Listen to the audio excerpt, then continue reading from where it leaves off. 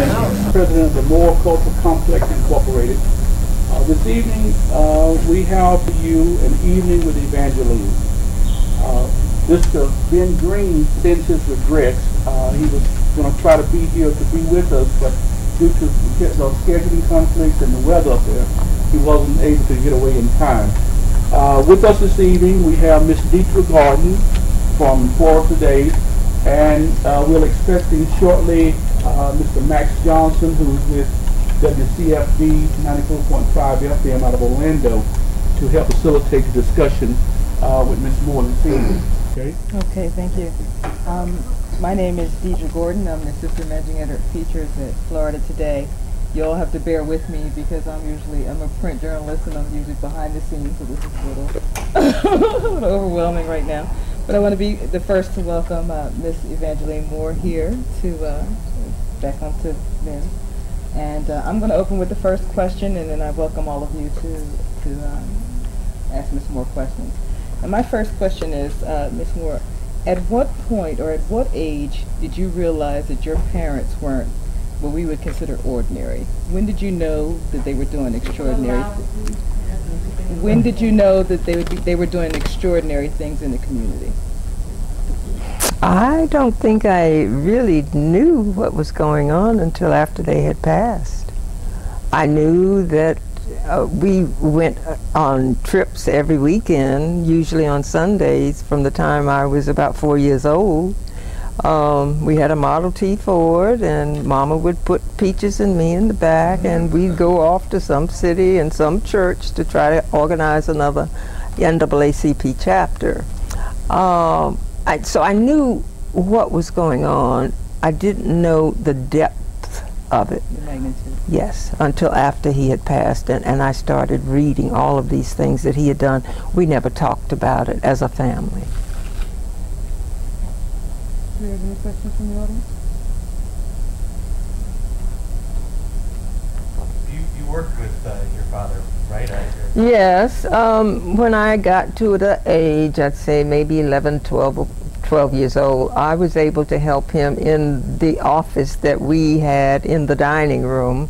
I would help him to run off things on the ditto machine. I'd address envelopes, I'd lick envelopes, I'd lick stamps, and I always accompanied him to the post office. I didn't think he was supposed to ever get out of my sight. So, yes, I did help him. And I was very active in the Florida State Conference of Youth Councils as well.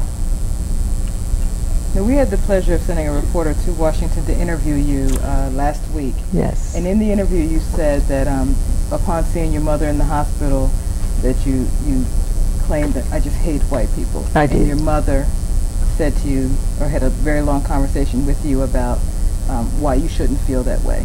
Yes, she did. Where do you think you'd be if you had not had that conversation? I wouldn't be in this position. I think I would be a very old, hateful, shriveled up woman if I hadn't listened to what she had to say. Hatred does very, very bad things to you. And I always say that that's why God allowed my mother to remain, so that she could get me, particularly, on the right track. So. Yes. Mrs. Moore, I've always been interested in your father and your mother at the time. Both were professional people. We know them. You all were living a comfortable life. You went to college there. Did your father really ever talk to you about why he decided to take on this role, which certainly took him out of a comfortable setting and security for his family, to try to change things that were monumental at that time? Mm-hmm. Yes, I can remember him. My family was a very Christian family. My father often told us that he believed that God had sent him to do the work that he was doing. His mother was actually the only person who complained about, his activity. My mother was staunchly behind him, and of course we girls were as well. So that's what he thought. And I often have, in the last, say, 10 or 15 years, referred to him as a 20th century Moses. In fact, I've made speeches about that because reading, I don't remember it's in Exodus, where God takes Moses, he shows him the burning bush and all that. Well, all of that did not happen, but he firmly believed, and I also believe, that God put him in that place at that time and sustained him and us through that period. In an effort to record some of the things, I was not aware of Mr. Moore's great activities until I came here for my summer, for my winter home. However, I'm trying to do like Kipling, write some just us stories, and the subtitle being just seeking, in parentheses, S-E-E-K-I, capital K-I-N-G, just us. And so I'm trying to kick it off with the Moore story. I would like to know, because I saw that some of the writings that I had done seemed to be erroneous, if your father had this property passed to him down through the generations. And then I saw somewhere that he was not born instead of him.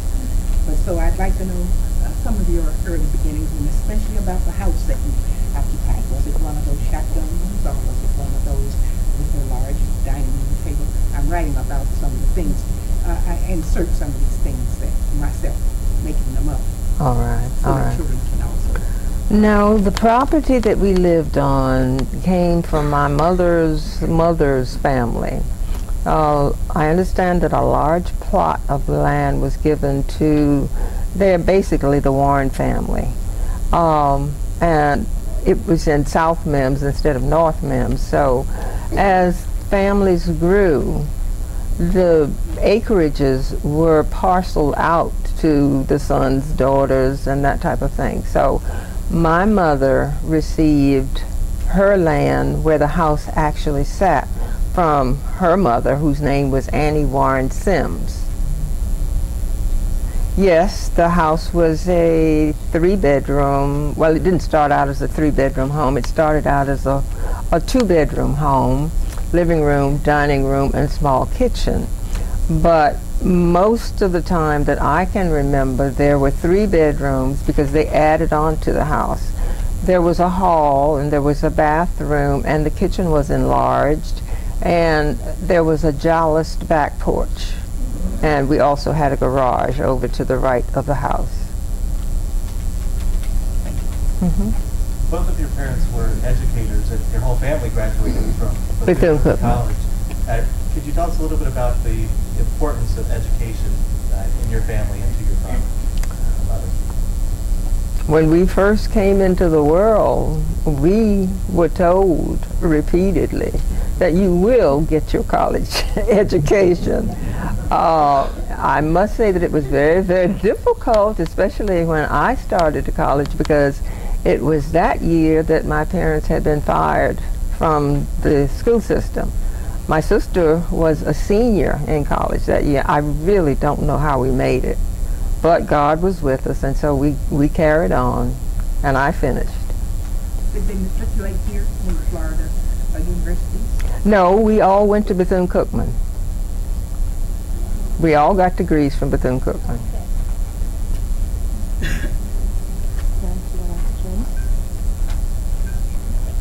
Yes. First, I'd like to say, Ms. Moore, it's a real pleasure to have you here. I came back to Florida in '96, and several years ago, I came up there before this whole foundation was built. I was really excited about what was happening. What I'm really interested to know, I know the Edgar Everett story has been out there. Obviously, Martin Luther King has been out there for years and years. And what I'm curious is has Hollywood approached you as far as the movie aspects of making a movie, documentary, or anything like that on your parents' lives? It just seems like it's such a fascinating story that it's always fascinating me that you Floridians don't know the story. And of course, in '51, when it happened, it was worldwide news, and London published papers about it, articles about it. But yet today, in today's society, and I'd like your opinion on that. How do you feel that, this great thing, what your parents accomplished, the whole story, the great story, is just not known I'd like to know what you think today in 2005, that how you feel about that in relation to knowing, obviously you're starting to know a lot more about Malcolm X and all the other civil rights leaders. So I'd like to know, basically, since your parents blazed such a trail, how you feel about that.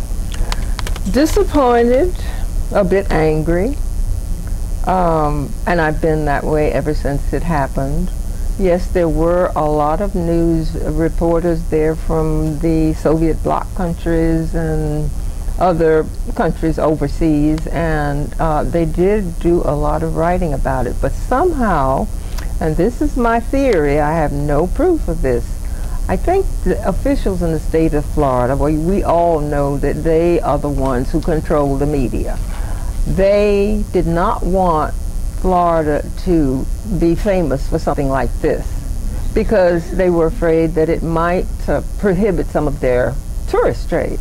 And so therefore they just proceeded to stop all advertisement or any articles being about my father and mother. I'm absolutely certain that that must have been what happened. Yes, and I am very angry. Big pardon. Well, I did get, this was when Ben Green's book came out. I guess that was in '91. I did get a letter from a producer, I don't remember his name, out in Hollywood, who said he was interested in doing the story, but it fell through. More recently, I guess maybe about 4 or 5 years ago, there was a producer who does HBO movies who came down from New York to talk to my son and me about the possibility. Well, that's fallen through as well. So, another disappointment. Yes, approached you at all, because I was with Ms. King on TV. She had a $1 million proposition right that evening with CBS. And I think if they don't do it, we should initiate it. Very good. I would be very, very happy. But no, nobody has approached me, other than those two. One of the people you mentioned, Ben Green, who was very determined to get your parents' story out. Can you speak to us about your relationship with him and how you responded to him calling you and saying, I want to do this story? Well, I was very, very happy about it. A little bit hesitant at first, but Ben is such a warm, nice person that as we talked, and he told me what he wanted to do. He wanted to come up to Washington and do some research at the Library of Congress, but he also wanted a sort of a personal approach to his book. And that involved 2 full days of interviewing me at my residence in New Carrollton. We have remained staunch friends, he and his family, throughout the years, and he's always been supportive of me. And then the book went out of print. Did you have some role in getting it reprinted, or? No. Ben just told me a few months ago that it was going to be reprinted in paperback probably this spring. I was very disappointed, of course, when it went out of print, but I'm not a publisher. Could you share with us the story of how you found out what happened on Christmas night, 1951? Yes. I had reservations on a train from Washington, D.C. to Titusville called the Silver Media. I was to leave, and I did leave on the day after Christmas at 7 o'clock in the morning. I did not know what had happened until I got off the train on the 27th and found a delegation of aunts, uncles, cousins, and what have you at the train station, but my parents were missing, and I knew at that point that there was something wrong. So I greeted all of my relatives, and finally my sister and I were riding in my Uncle George's car. That was my mother's brother, one of her brothers. We got into the car and sat down, and I just asked, I said, where is my mom and my dad? So nobody said a word for a few minutes. Then my Uncle George turned around and he said, Van, I guess I'm going to have to tell you the story. Your house was bombed Christmas night. Your father's dead and your mother's in the hospital. That's the way I found out. We have our other commentator here to assist today. Hi, how are you? Thank you. Hi, folks. I apologize for being late. I'm sorry. Ms. Moore, I have a question for you. You have some very interesting items that you have in the museum here. I know you have a pot that's there. Could you tell us a story about that pot? Oh, it's a pot that my grandmother, my mother's mother, baked beans in every Friday. Our menu for Friday for lunch were donuts at school. We always went down to Nana's house on Thursday afternoons, and of course the beans would have been boiled the day before, but they were always put in that pot, and my grandmother was responsible for baking them all day on Friday. So that's the story of that pot. I noticed also that you have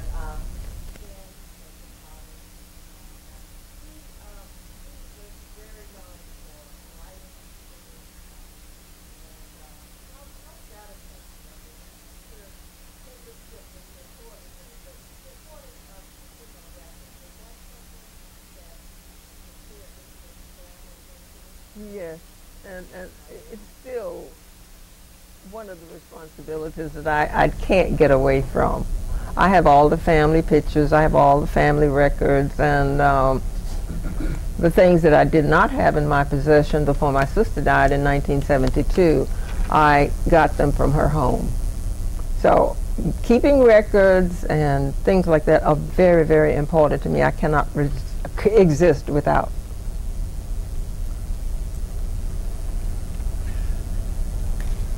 Hi there. Hello. I'm going to hope that somebody has asked this question yet, but obviously your father was active in terms of helping people, trying to change things. Can you talk a little bit about what it was like in the house as he was, you know, working with the NAACP, as he's registering people to vote? What types of things are, you know, happening in the house? Well, my mother was mostly the disciplinarian. We lived a fairly normal life, although I wouldn't say that it was actually normal because we weren't allowed to go out of the house unless we went with my dad and my mom, or one or the other. We used to ask them if we could take walks in the woods, and no. And there were we had no sleepovers. We didn't have company very often. Mostly on the weekends particularly, we were either preparing to go out on a mission on Sundays or just trying to get ourselves together to go to church, which very, very seldom happened in Mims. So it was just a constant togetherness. We went to school together until my sister and I started high school in Titusville.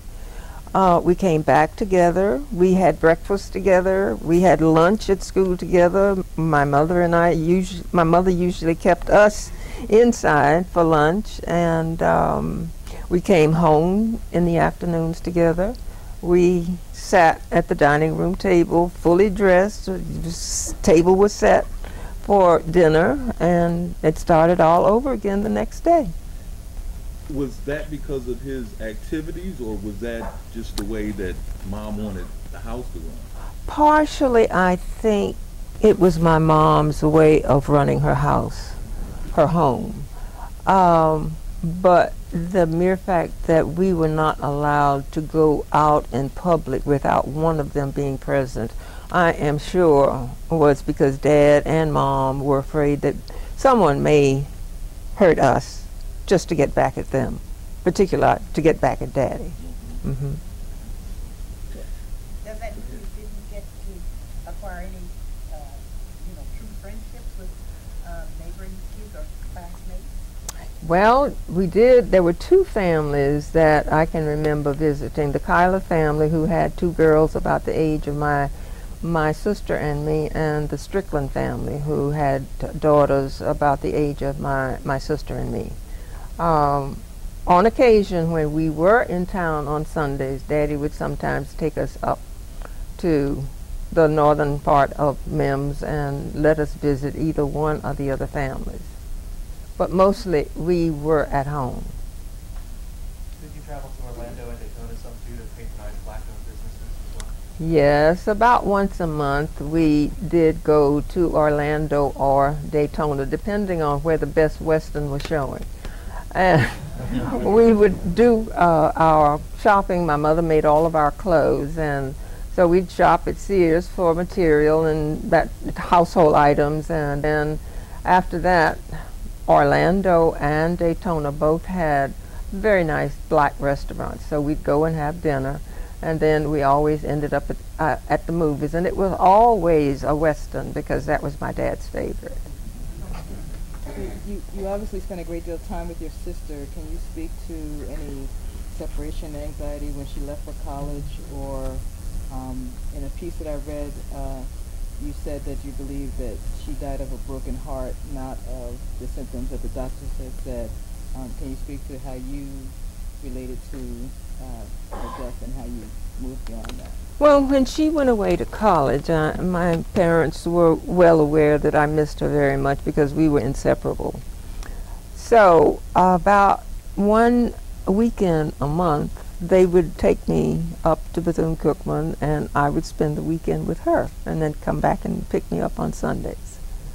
So far as my sister's death, yes, I'm absolutely certain that the trauma and the shock she experienced when she opened the door between our room and my mother and father's room and saw the hole with my parents in the hole and rafters from the ceiling because they had been thrown up through the ceiling, and all the furniture that was in the room on top of them.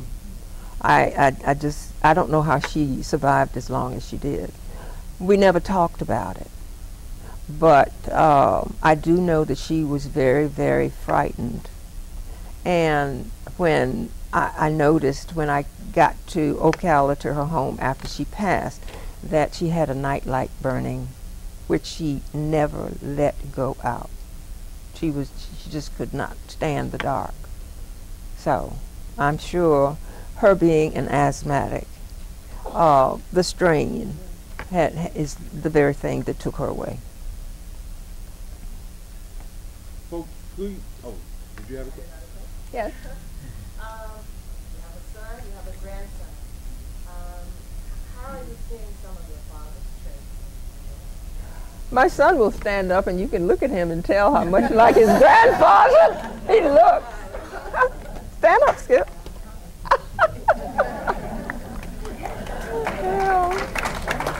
And his mannerisms, I must say, are very, very similar to my father's. He's very quiet. Yes. Get gentleman with the T-shirt, and then you're next. I saw that documentary tape done by your family after the fact, and I'm very impressed with the last third of the BCC in Palm Bay. And I don't know what year it was done, but I would like to try and get a copy of it. I think it was probably in 1992 or 93. It was produced from the University of Florida in Gainesville. I don't have those addresses. Sandra Dixon, I think, was the producer, and Churchill Roberts was the co-producer. I would suggest that you call the University of Florida in Gainesville, and they can give you all the details because they were the ones responsible for doing the whole documentary. But I do know it is available. There was another gentleman with a question back there. Did your father receive a lot of threats, bodily harm or whatever, as he traveled I can't say that I knew anything about them, although looking back on the situation, I do know that there were threats.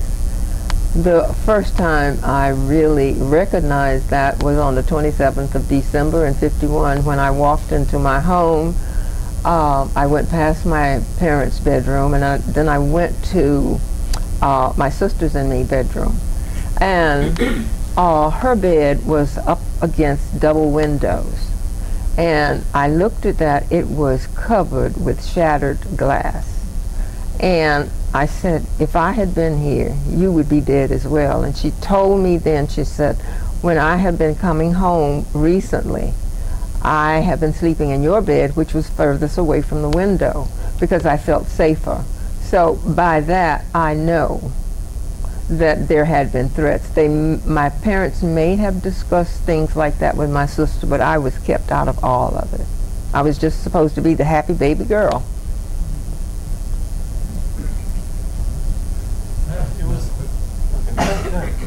How did your father, what interest drove him to the Groveland Four? How did he? He had investigated a lot of lynchings in the state of Florida from, I guess, the 40s. That's what, he could not stand injustices, and that was a true injustice. They had no business being put in jail. They had no business being railroaded through a confession. They had no business being on death row. That was what he did. How do you feel about what the NAACP had done and the fact that they were trying to get one of them out of the organization? I'm very angry, and I still am. Yes. It was completely uncalled for. They said he wasn't doing his job, but he was. And anybody with any sense can tell that now. It was originally theorized that it was your father's involvement in the Groveland case that led to the bombing, but I understand you have a different perspective on that. I do. I consider his being able to get that 100,000 black folk registered to vote as probably the primary reason, because during that time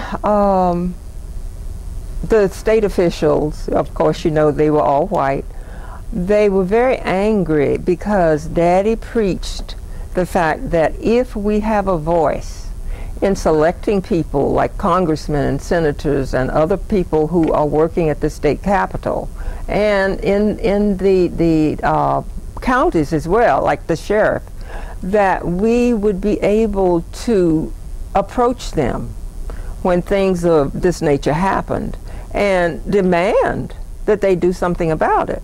But before that time, we could only vote in the presidential election, and that was no good because the electoral votes, you know, they control that anyway.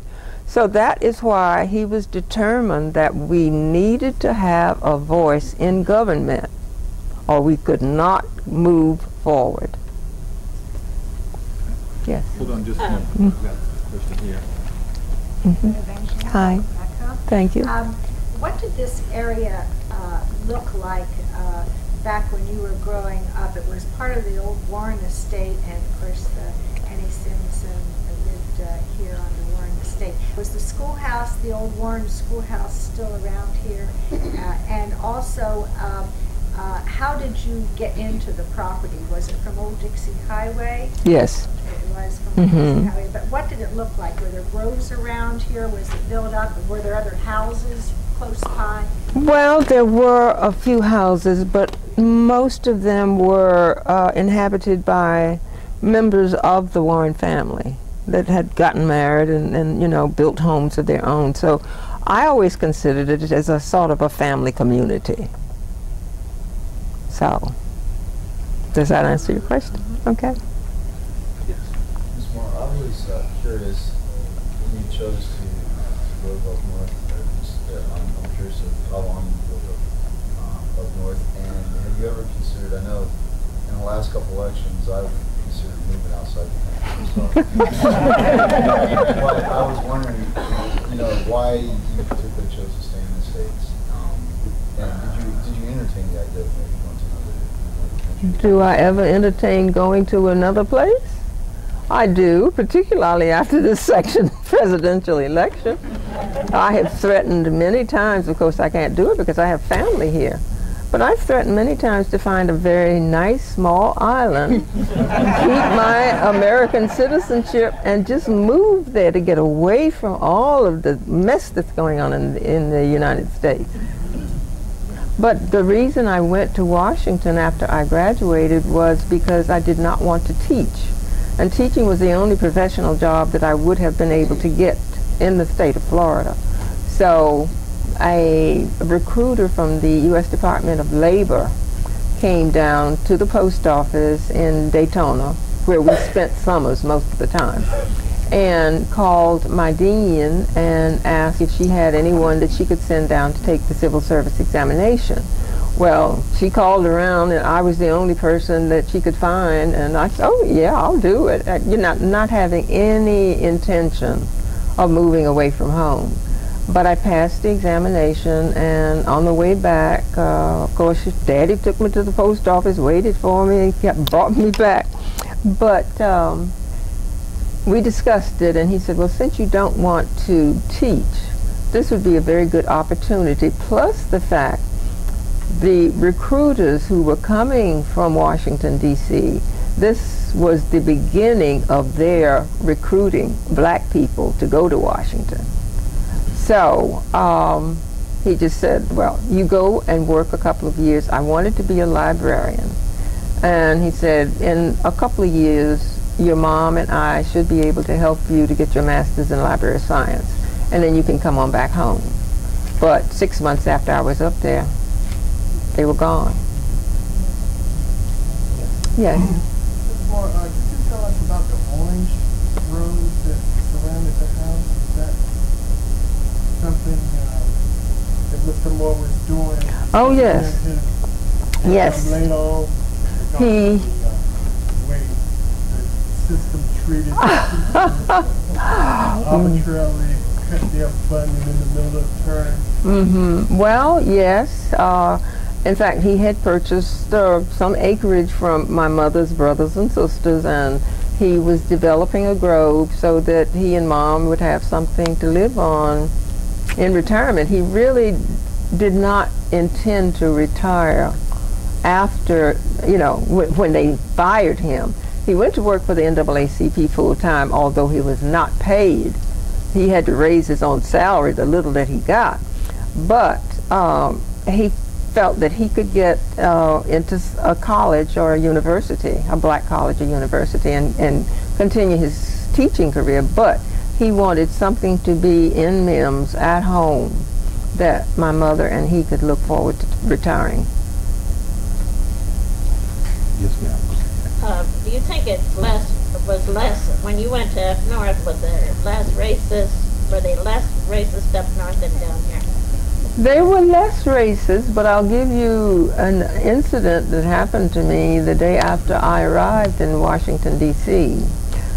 The recruited people lived at the YWCA on Rhode Island Avenue. There was another young lady there who was from Tennessee.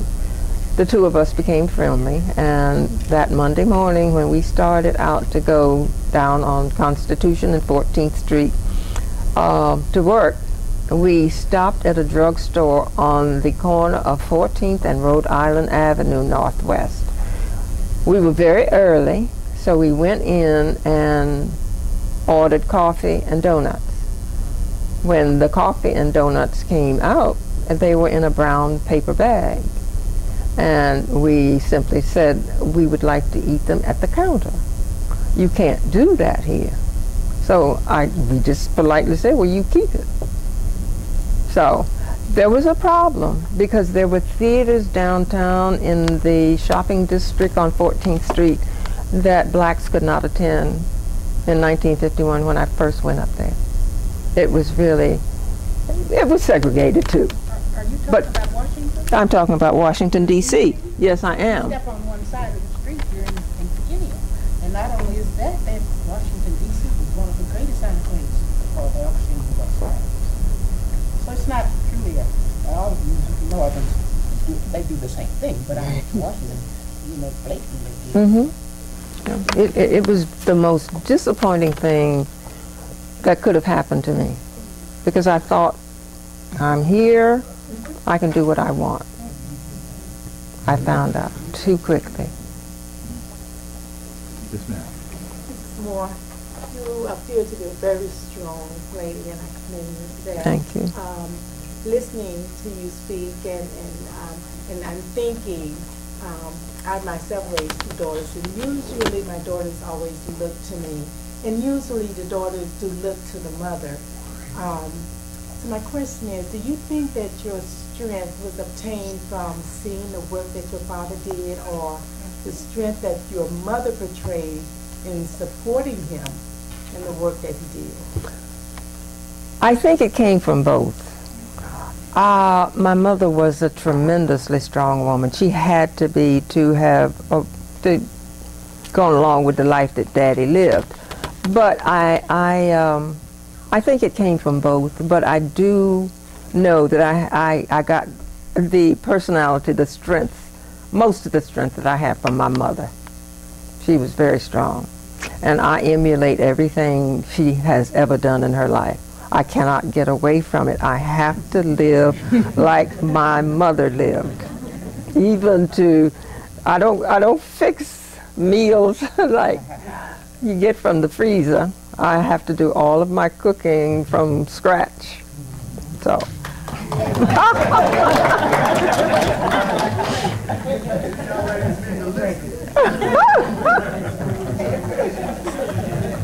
Yes. One of the things that I do is NAACP, I'm president of the local branch here. And in reading about the things that your father did, the work that he did, I find a certain irony in the fact that here some 50 years later, we are still having issues with blacks and other minorities voting here. We are still having issues with incidences of police brutality, in some cases killing. We still have some instances of economic injustice there. And I just would like to know, from your perspective, back that time, looking here, do you see an irony in that? And also, do you think that perhaps there's been a disconnect in terms of teaching young people, especially young African Americans, about the struggle, what your father, the work that he did? I'm particularly drawn to the point where he filed a lawsuit on behalf of a teacher to equalize the pay for teachers in the state of Florida, yet even now in terms of membership, we have very few teachers who are members of NAACP, and I can't put those things together really. Mr. Gary, during that time when we were all together, it was very, very sad so far as I'm concerned, because I can remember going to churches where Daddy would ask if he could speak and tell the people about the NAACP and perhaps start a chapter in that particular church. And the ministers always waited until the benediction was said. And people, some of them had gotten up and left before they would let him say anything. That still hurts, even now. So far, Daddy did teach black history because he taught all of us in fifth and sixth grade. But it was not a part of the curriculum.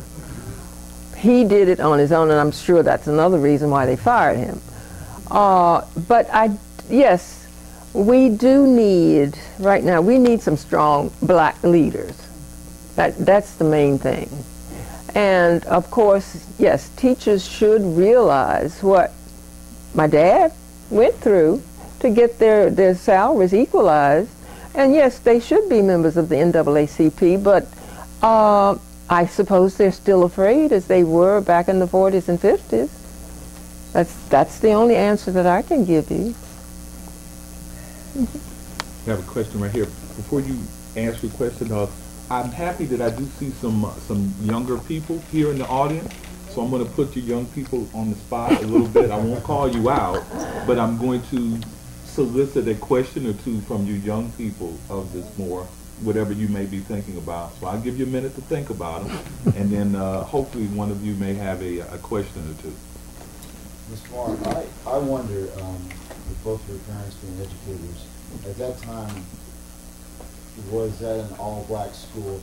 And I guess where I'm leading the question would be, now that we're studying that era, a lot of times we're realizing that as good as, obviously we had to have desegregation to happen to come forward, but a lot of the argument is that actually, ironically, under segregation, a lot of the school systems you had the principals that were black, you had leaders, coaches, etc., that were black, which were role models actually, because that's the way the school system was set up. And when they desegregated it, what actually happened a lot of times is that they didn't have that same person in that level of authority. When they went to the white schools then. I guess the question is, I'm just curious what your comment is and how we can get to, break those boundaries down, but yet still have those authority figures for our minority students. Well, I really can say, from my point of view, the desegregation has not completely happened. So far as the segregated schools, I went to elementary school in Mims, Florida, where my mother, my father, and one other black woman, and all black. Then I transferred to Titusville High School, which was the ugliest, most unsafe building I can ever think about. And that's where we went to school, because that was the black high school. So far as being the coaches and all that, it doesn't really matter whether a child emulates or looks up to a black coach or a white coach. We're all God's children. We all breathe the same air. We all have the same heartbeats. So that should not happen, and desegregation is a long way from being over. Oh, we have a question from a young person. What are your views on recent resurging of civil rights claims such as Emmett Till and your parents? I am very, very happy about it all, and I am hoping that the state of Florida will be just as diligent as the Emmett Till case and the three boys that were murdered in Mississippi. It's past time for all of those things to be cleared up, and I'm sure it can be done. I've read that you spoke about how your personal relationships didn't go so well because you sort of expected people to live up to the expectation of your father. Can you speak to you've said a few things that made me think that your relationship with your father was very special. And can you speak to just some of the things that you two shared that had nothing to do with voter registration or those kind of things, the kind of relationship you had with your dad? Well, it was a very, very special relationship. I remember when I was really very young, particularly in the summertime, when he'd be out in a garden that we usually maintained. I could not sit still in the house. I had to be out there where he was. I did not learn to play the piano because that was during the time that my father was clearing off land to build his orange grove, and my mother told me if I could not sit in the house and practice an hour in the morning and an hour in the afternoon, no more lessons. And I couldn't do that because I had to be out with my daddy. I can remember times when we usually made 2 trips to the post office, one in the morning, one in the afternoon. Oftentimes, I would not be dressed when Daddy got ready to go to the post office, and it was very simple. I just said, Daddy, wait until I get my clothes on. And he would sit in the car just as patient, never rushed me, and take me to the post office and bring me back. I looked forward to him coming in the evenings, because up until I was a big girl, I sat on my father's knee in that rocking chair, and we shared things that, like, the first book that I read was a Western. So we talk about the Western books that we both had a love of poetry. So we talk about poetry. It was something that was really, really special. And yes, I think the reason that my relationships have not turned out the way they should have is because that was what I expected. That was all I knew. And when relationships came and went, no one but no one could ever measure up to my daddy, not even halfway. So we did have a very, very special relationship. Did he talk about or encourage civil participation in the household? Did he talk to you girls about, you know, when you become older, become a member of the NAACP or become active, in trying to right wrongs? Was that conscious conversation? Not really. Just as I said, I was a member of the Florida State Youth Council. I held, I don't know whether it was secretary or treasurer of that. So it was, I guess it was just something that was expected. We didn't have to talk about it, because now my sister was really not interested. She was an avid reader, and she really didn't take an interest, wherein I was my dad's girl Friday to help him with all the office work. She would help at times, but she really wasn't interested. So it was just common knowledge that this is what you do. Mm-hmm. Okay. Yes, sir. Ms. Moore, I realize it's been a long time since 1951 and the present, but I wonder if you could give us a little information about your career and your life experiences, perhaps, in Washington, D.C., what you enjoyed there. All right. I went to Washington, D.C. as a clerk typist for the U.S. Department of Labor. I got off the train on an August afternoon, and immediately I hated Washington, D.C.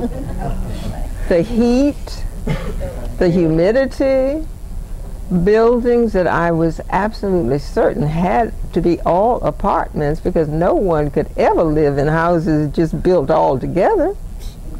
But I was there, and I had to work, so I stayed. And of course, I've told you that I had no intentions of staying in Washington, D.C., but after the bombing, I went back, and I actually tried to get my sister to come and live with me.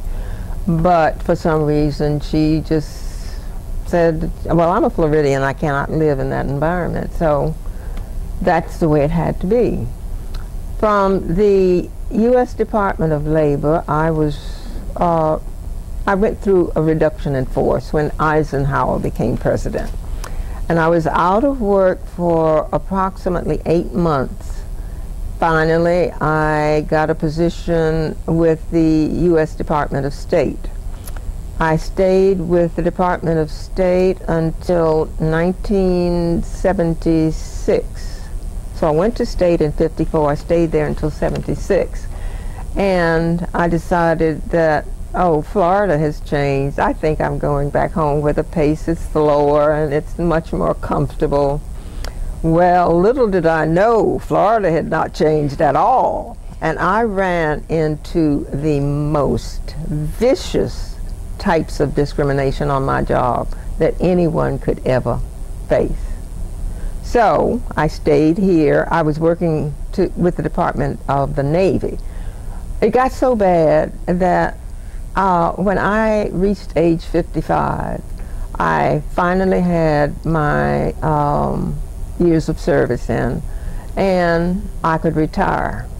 So I retired from the government and went back to Washington, D.C., because that's where my son was living. And I just stayed there because I can't live in Florida. I still have problems from time to time when I come to Florida with discrimination. So that's been my work career. When I went back to the Washington area, I moved into New Carrollton, and I worked in private industry for 10 years. And when I became 65 in 1995, I retired completely. It must have been difficult that your parents' legacy was overlooked so much, probably because they were killed before the Brown v. Board of Ed decision. But we're here at the second annual Moore Heritage Festival of the Arts and Humanities in the Moore Cultural Complex. How do you feel about the festival and the complex? I am grateful, I am happy, and I hope that all of the people who are helping to maintain this legacy will continue. It makes me very, very happy.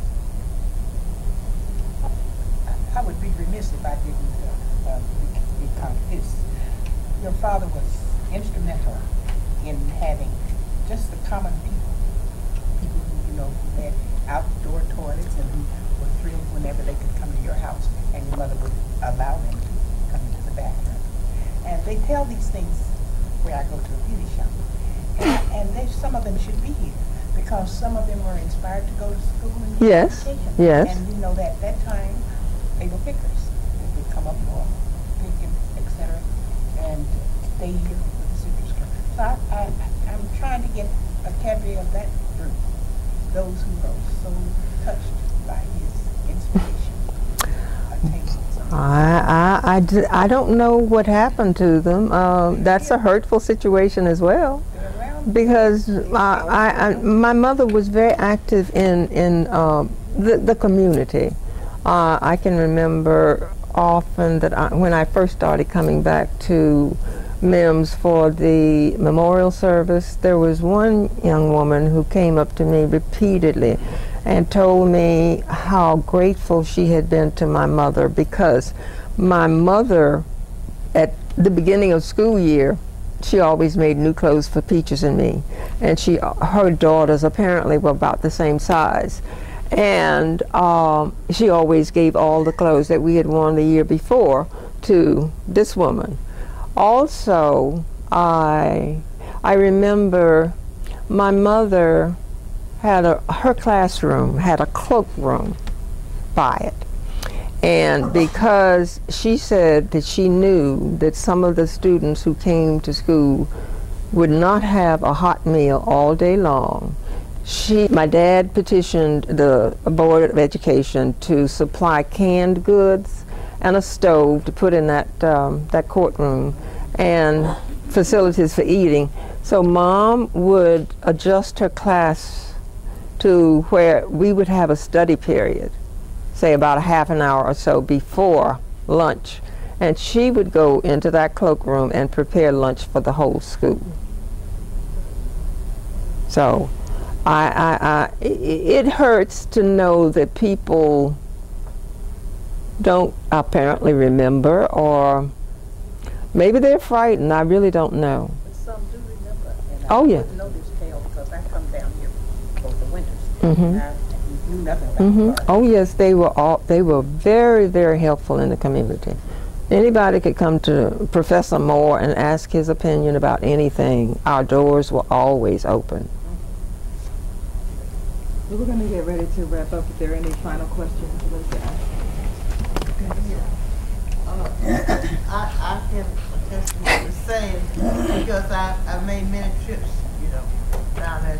You get in by the railroad track, and you walk down that little dirt path, man-made road to your house. Always welcome.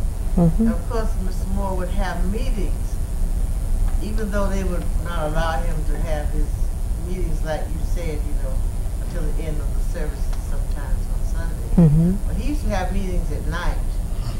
And my father would always carry us. And you know, a lot of times we didn't want to go because we didn't want to sit and listen to lectures. Dad always said, you need to know. You need to be there. You need to know what's going on.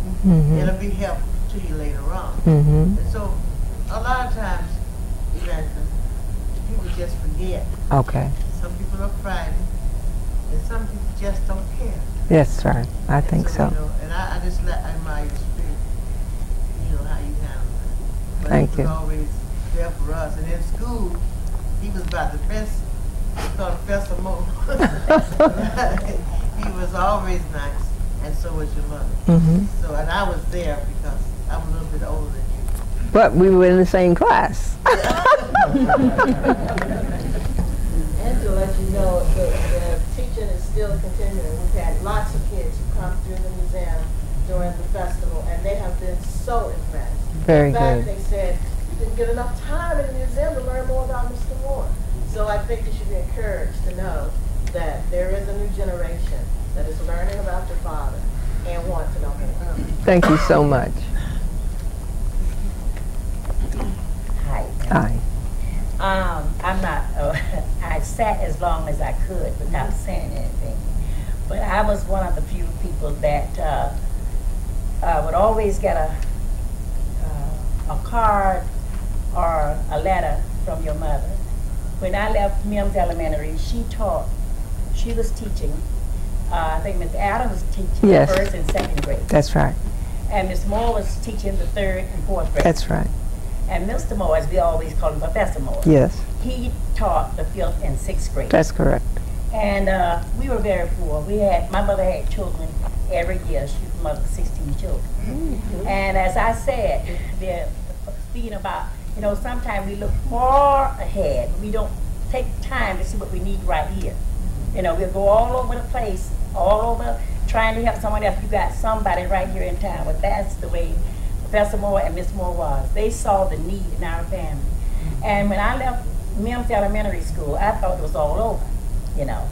And I went to Titusville. And after that, Miss Moore, she still kept in touch with my mother. Every year before time for us to go to school, even when they left Mims, I think the last time we got a letter was in '51 in August. I don't know how the clothes would get there, but she would call for me to come down there. My sister Bernice and I would always walk down the old Dixon, take that long skinny road back in the country. And I'm the one, Miss Nobles, that told you about, and I used to go there to the house. And one time I said, Miss Moore, I need to go to the bathroom. You know, all we had then was outside toilets. She said, okay, baby. And she said, go right in bed. You know, she had it fixed right, she had it as it was in, and you didn't go outside. And I can say when they passed away, it was like a part of my family had gone. Thank you. Even whenever you all went away to school and it was a bed, it was a 3/4 length bed. When my father passed away, he was sleeping in the bed that Mr. Moore gave him. So right. And it was a few days before he passed away.